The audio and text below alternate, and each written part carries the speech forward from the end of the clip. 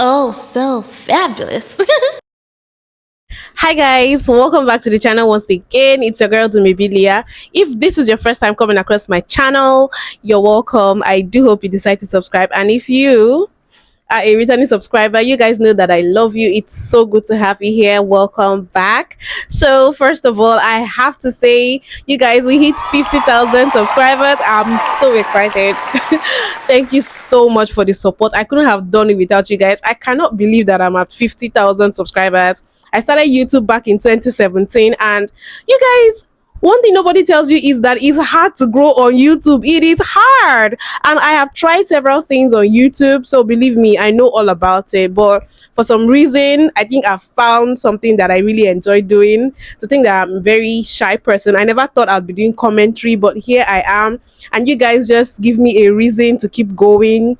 Thank you for all the kind comments. You guys are really kind in the comments. Like, I like the community and I like the love. I see you guys showing empathy to each other. I see you guys expressing love, unity, constructive criticism, you know, offering information. Like, I can't even recount the number of books you guys have given me to read to learn better about stuff. I like the fact that you guys are willing to share, and you guys have accepted me in your space, you know, as part of the African diaspora. Like, it means a lot to me, and I hope that at some point I'm able to do more, you know, maybe like show you guys more of my culture, more about my country and African countries as well, to somehow bridge some kind of gap.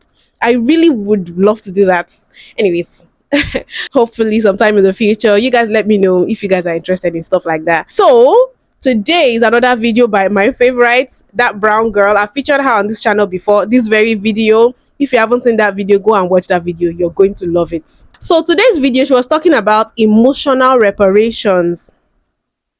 Since they don't want to talk about the real reparations like money, kudi, owo, ego. Those are Nigerian languages for money. So now we're talking about getting it emotionally. Like, black people are going to get those emotional reparations. So let me just play her video. To my black people, okay, what is your favorite emotional reparation or mental reparation? I'm a petty bitch and I love to see white people squirm, so I will gladly go first. I love when the fake ally does something cool and they're waiting for the invite to the cookout, but they never get it. Or even better, when they get the invite from their token black, who's like, and we revoke it right back because we got the black privileges to do that, and we're like, nah, we're taking the invite right back, homie. I also love when a white person goes to see like a historical film or show that has a whole bunch of black trauma, and even though I don't like black trauma being capitalized off of, I love when white people are afraid to look me in the eyes after. Yeah, feel the shame and guilt. Don't look at me. Don't look me in the eyes. This next one might be my favorite. I love gaslighting people into thinking they did something anti-black or racist. And they could have done something mad simple, right? Like, I say, hey, do you want to watch a show? And they're like, actually, can we watch something else? And then I go, did you just call me a slur? And they're like, oh my God, no, I didn't. And then I'm like, that was really anti-black. And they're like, oh my God, stop, no, it wasn't. And then I go, no, let's really get into it. Do you care about the desires and wants of black people? Can you guys relate to anything she said? Anyway, people actually hopped on, you know, that challenge, and they were talking about their own emotional reparations. So let me just play some stitches to that video. To my black people, okay, what is your favorite emotional reparation or mental reparation? This was meant for me. Okay, so a lot of people actually do not know that a lot of black people could not look white people in the eye. They had to actually drop their head to the ground as a form of respect. I don't do that. As you can see, I'm kind of a big girl. So when I see two of them walking side by side down the aisle or on the sidewalk, this is what I do. Okay.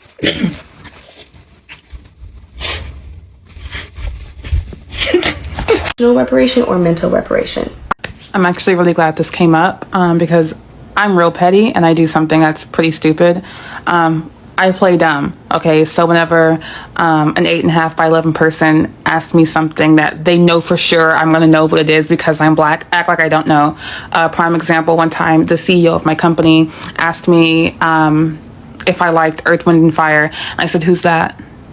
And he was like, you know Earth, Wind, and Fire. So I don't know who that is. And he was like, yes, you do. They sing da-dee-da, da-da-da-da-da-da. Not that good, but I was like, no, I have no idea what that is. He pulls it up on YouTube. We're late to a meeting because he's like, no, you know who this is. And I'm like, I've never seen them before. They look like a cute band. And he's like, you know Earth, Wind, and Fire.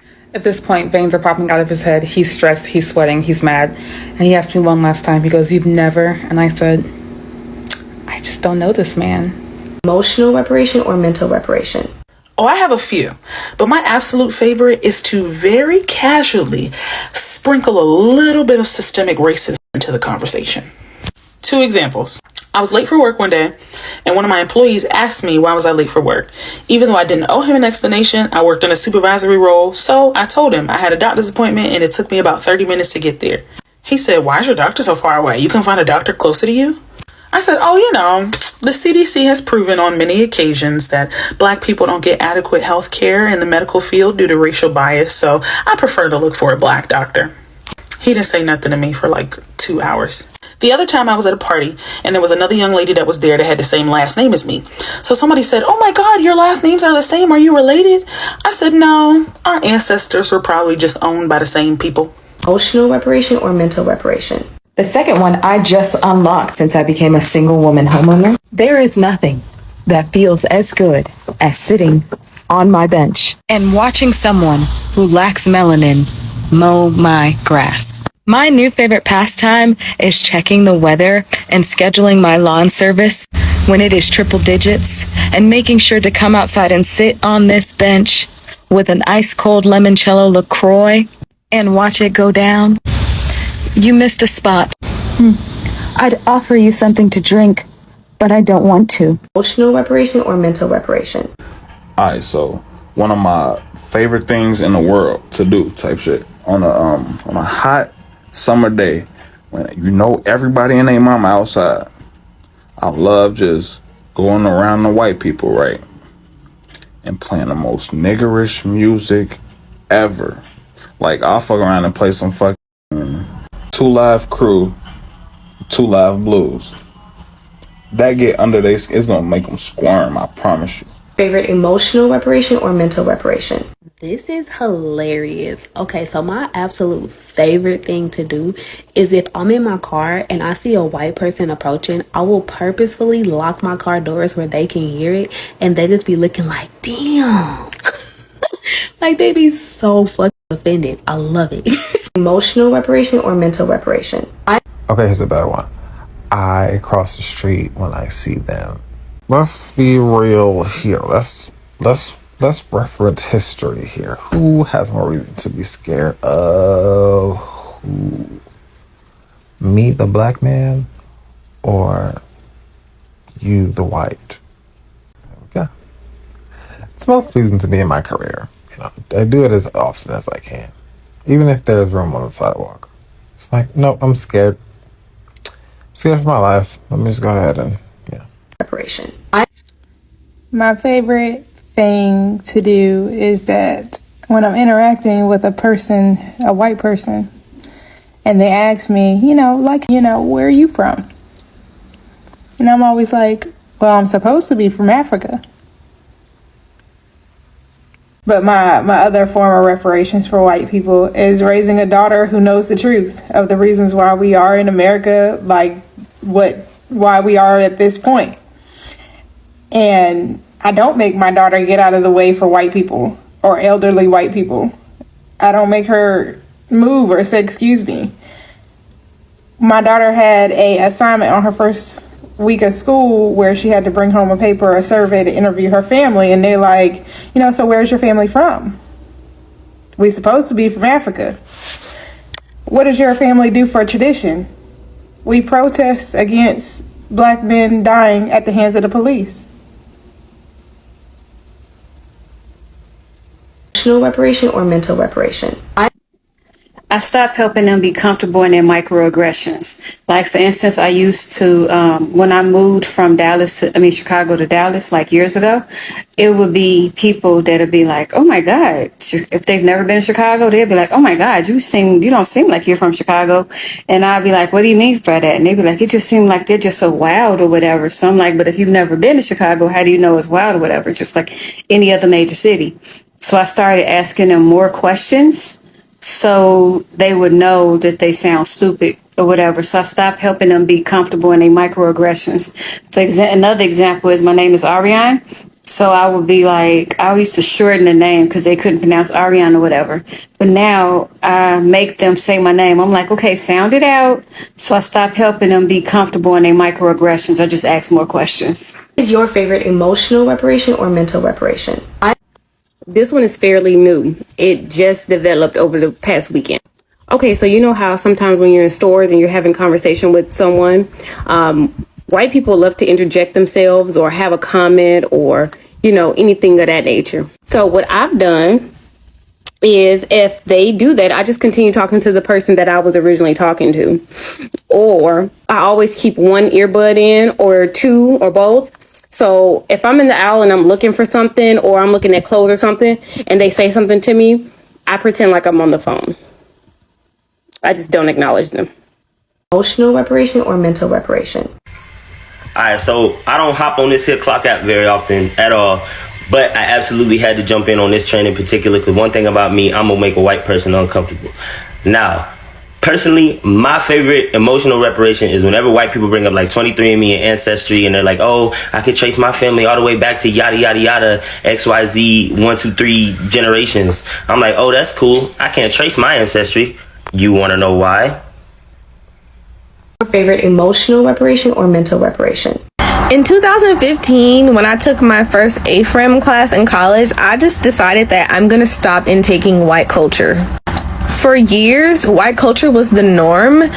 We had to watch their movies, their shows, listen to their music. Just want to throw out there, I miss when white people music really slapped. They liked being themselves. Their music was different. Now it's just like, what the fuck is going on? I have not watched any popular white movies, read any white books, any white TV shows, unless it was against my will on Twitter, on Tumblr, reading about it, seeing about it. People be like, oh, did you watch the new? I'm like, no, what is that? I don't care about what you guys have going on now. In the early 2000s, y'all was a little interesting. But I don't know what's going on with these new ones. No. Black everything. Mental reparation. I will not move.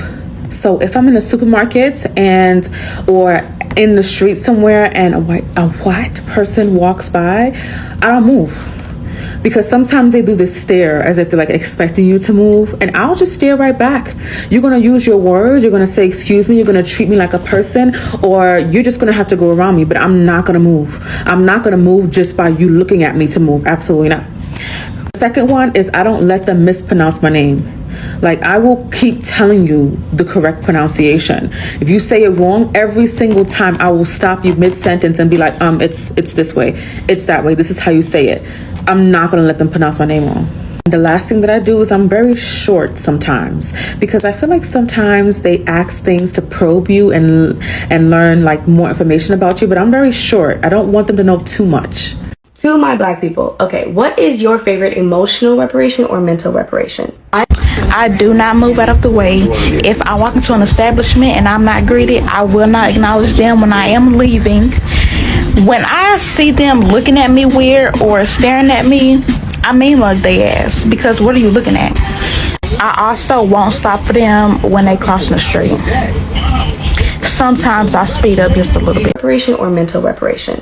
Okay, check it, boom. I don't actually have a particular thing that I do, but I had a moment, and when I say you that moment felt glorious. When I first moved to Atlanta, I worked at this studio, this like design studio, and somehow, don't know how I did it, but I managed to work for a company full of all fucking white people, even though I was in Atlanta. And there was one chick who I knew something was wrong. Something just wasn't right about her. I later found out that she, one, is from Texas, and two, that she's a Trump supporter.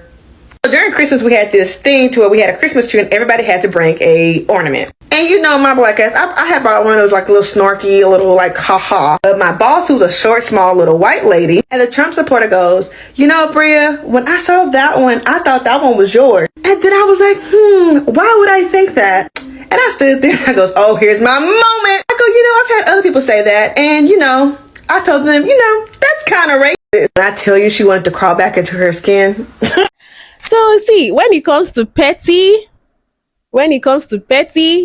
I give it to some of the people in those stitches. Like, some of them were downright hilarious. I could just picture and imagine the scenario, you know, making some of these palm color people uncomfortable. I'm sure it gives some certain kind of joy and satisfaction.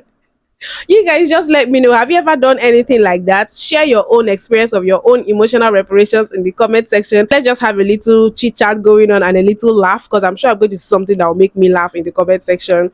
So yeah, I'm not going to be talking too much. Let me just end this video right here. And before I go, yes, there's the super thanks button somewhere down there. I think that's a way you can appreciate me. I feel very awkward doing this, but I think you get to send me money if you like what I'm doing on this channel and you just want to support me. I would so appreciate that. Thank you. You can leave me some super thanks. Thank you. Please don't forget to give this video a thumbs up, subscribe if you haven't, and I will see you guys in my next video. Bye.